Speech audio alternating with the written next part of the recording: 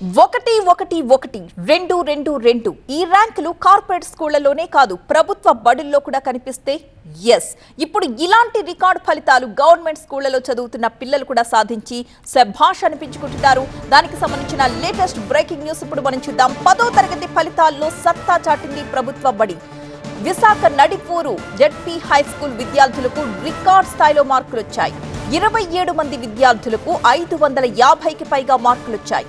592 మార్కులతో జిల్లా టాపర్ కూడా ఈ ప్రభుత్వ పాఠశాల నుంచే ఉన్నారు.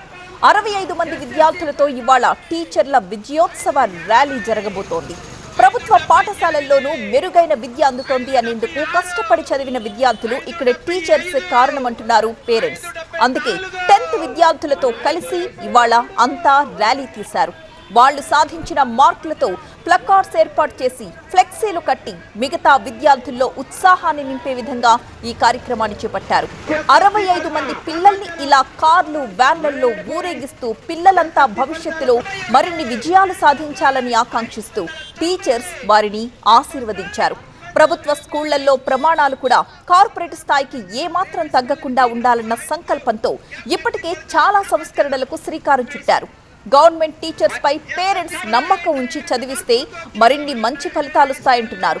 జిల్లా టాపర్ గా ఈసారి నడిపూరి జెడ్పీ స్కూల్ విద్యార్థి నిలవడం చాలా సంతోషంగా ఉందంటున్నారు.